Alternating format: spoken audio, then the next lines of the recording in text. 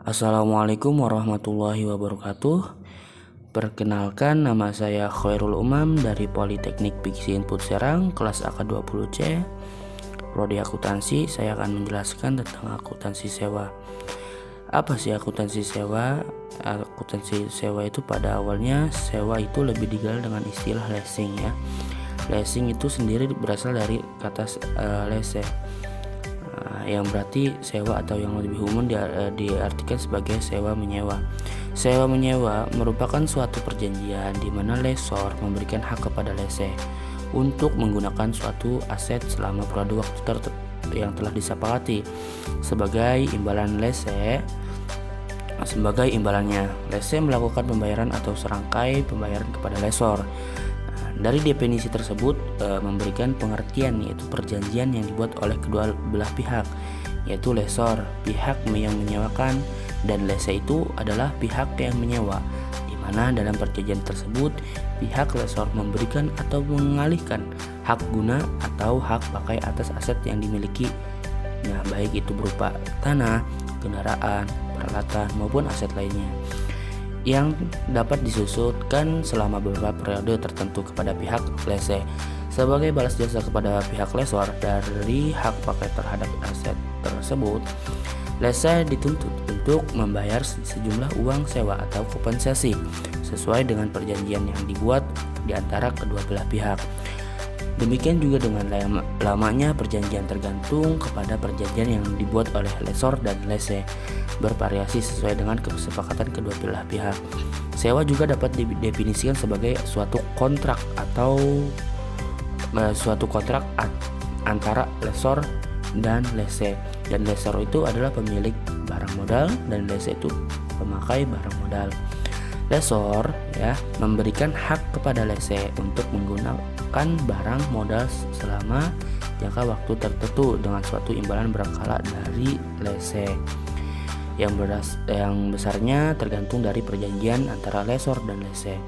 Lese dapat diberikan hak opsi atau option right untuk membeli barang modal tersebut pada akhir masa kontrak. Dengan demikian, hak milik atas barang modal tersebut tetap menjadi milik lese selama jangka waktu kontrak lese.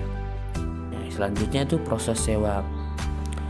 Pihak-pihak yang tersangkut dalam perjanjian kontrak sewa atau dapat pula disebut sebagai subjek dalam perjanjian sewa terdiri dari beberapa pihak yang dapat saling berkaitan satu sama lain, yaitu yang pertama ada lessor ya.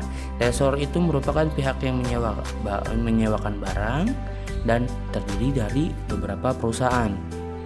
Yang lese itu merupakan pihak yang menikmati barang tersebut dengan membayar sewa dan yang memiliki hak opsi.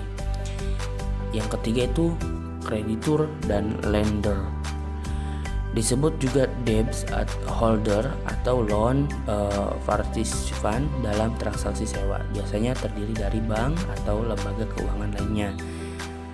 Yang keempat itu supplier ya. Supplier itu merupakan penjualan atau pemilik barang yang disewakan, dapat terdiri dari perusahaan manufaktur yang berada di dalam negeri atau memiliki kontrak pusat di luar negeri.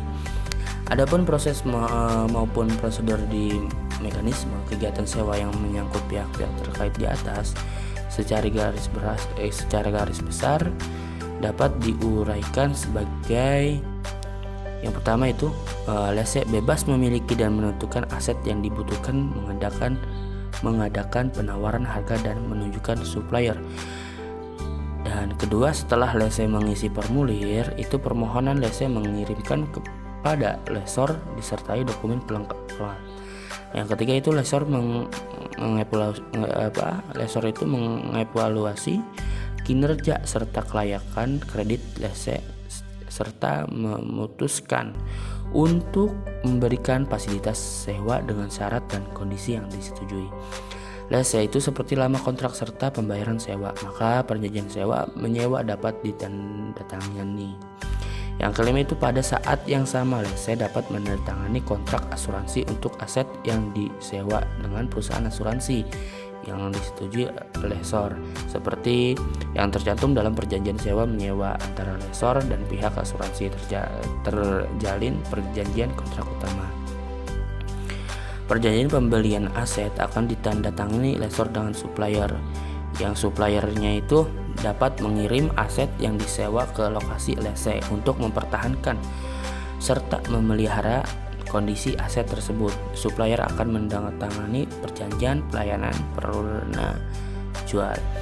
Ke-8 yaitu lese menandatangani tanda terima aset dan menyerahkan kepada supplier.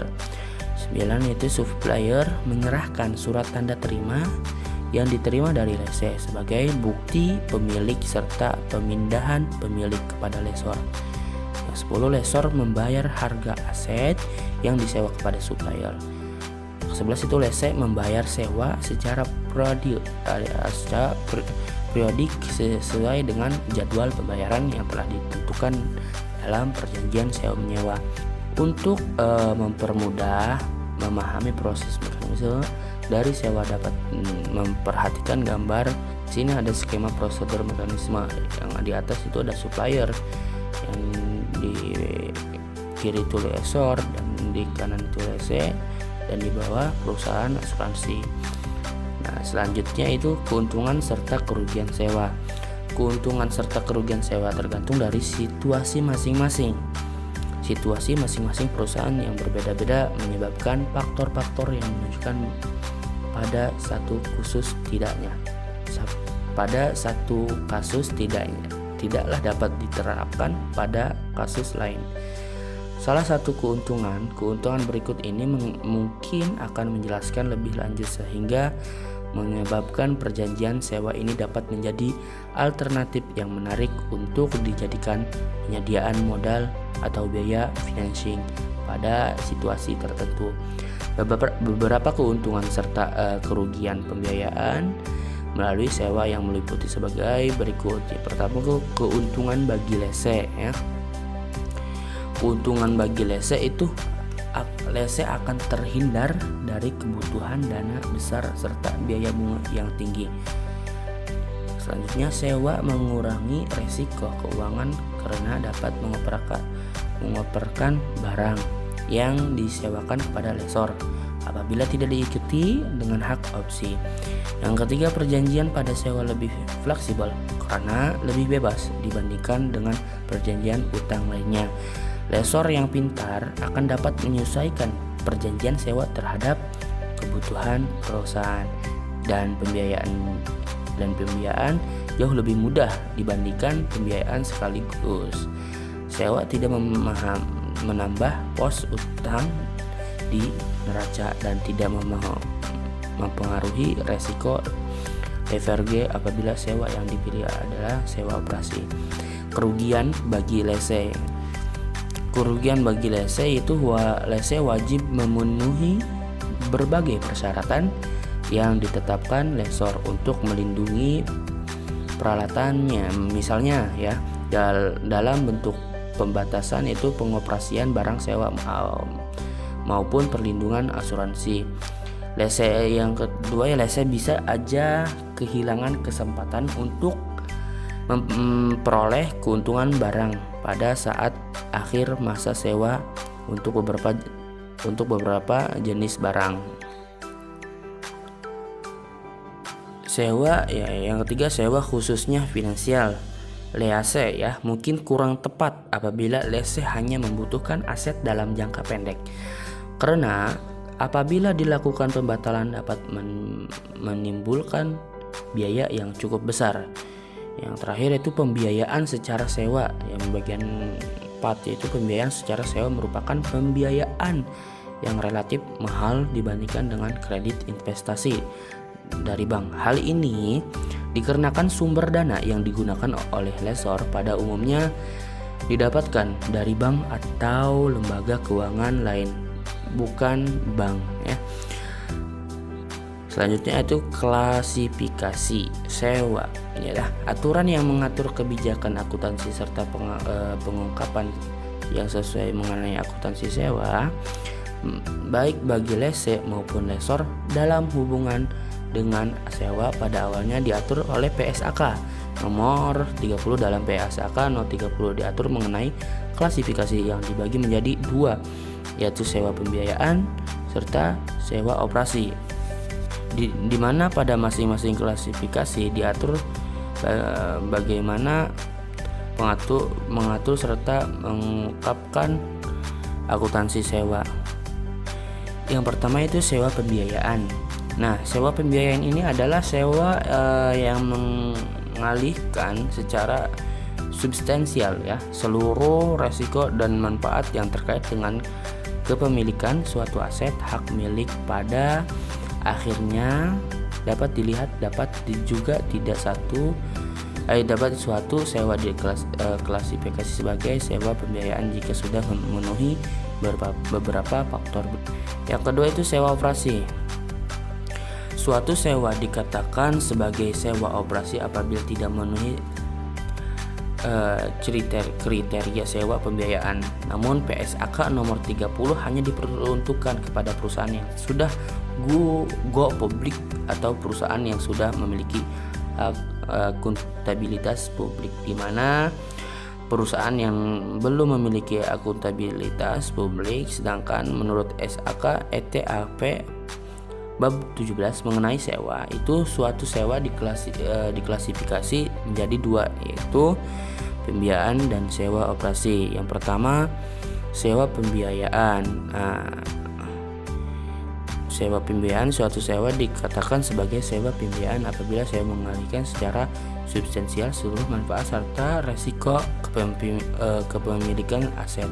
Suatu sewa diklasifikasi sebagai sewa pembiayaan jika sudah memenuhi salah satu dari beberapa faktor ya. Itu sewa operasi, yaitu suatu sewa dikatakan sebagai sewa operasi apabila sewa tidak mengalihkan secara substansial seluruh manfaat dan resiko kepemilikan aset. Nah, PSAK itu pernyataan standar akuntansi keuangan. Itu merupakan suatu standar yang digunakan oleh sebuah perusahaan yang telah go publik dalam menyusun laporan keuangan, di mana laporan keuangan tersebut digunakan oleh para pihak eksternal, baik itu kreditur, pemerintah maupun pihak-pihak lain yang berkepentingan. SAK ETAP itu bab 17 itu merupakan standar akuntansi keuangan yang diperuntukkan kepada entitas tanpa akuntabilitas publik. Berikut ini adalah tabel beberapa PSAK dan dengan SAK ETAP khususnya dalam hal akuntansi sewa, yaitu SK 30 dengan SAK ETAP bab 17. Ini perbandingan PSAK nomor 30 dengan SAK ETAP bab 17. Kalau PSAK ya, PSAK 30 itu syaratnya klasifikasi bersifat prinsip based. Nah, terus mengatur laporan keuangan lebih spesifik rules based. Dan SAK ETAP bab 17 itu klasifikasi sewa bersifat rule based ya.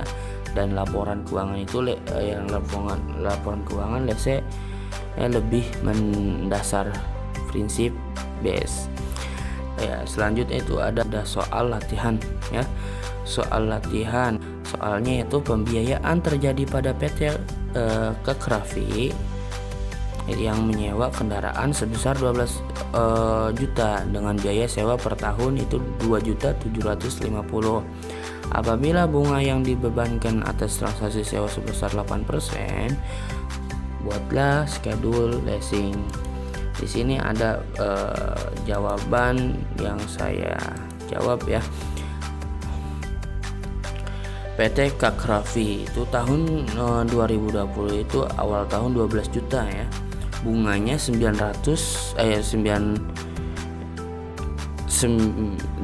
juta. Bunganya 960 dan pokoknya 1.790.000 dan hutang akhir tahun 9.250.000. Dan 2021 itu awal tahun 9.250.000 dan bunga 740 dan pokok 2.010.000 dan total 2.750.000.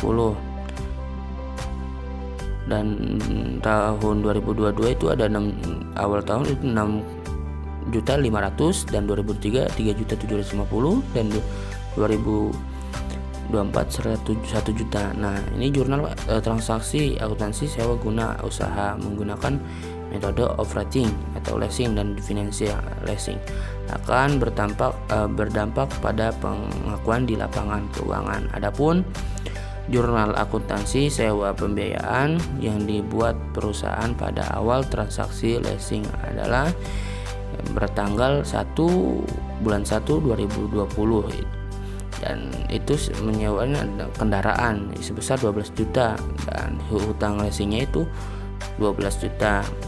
Di tanggal 31 bulan 12 tahun 2020 itu hutang leasingnya 1.790.000 dan beban bunga 960 dan kasnya 2.750.000. Di pertanggal 31 bulan 12 2020 beban depresiasi ya itu 2.400.000 itu di debit ya, debit masuknya 2.400.000 dan kreditnya itu akumulasi depresiasi itu 2.400.000 juga ya. Itu jawaban saya, mungkin kurang lebihnya mohon maaf. Bila ada kesalahan pasti ada ya kesalahan. Saya sebagai manusia biasa masih belajar juga dan butuh bimbingan juga. Mohon maaf yang sebesar-besarnya. Assalamualaikum warahmatullahi wabarakatuh.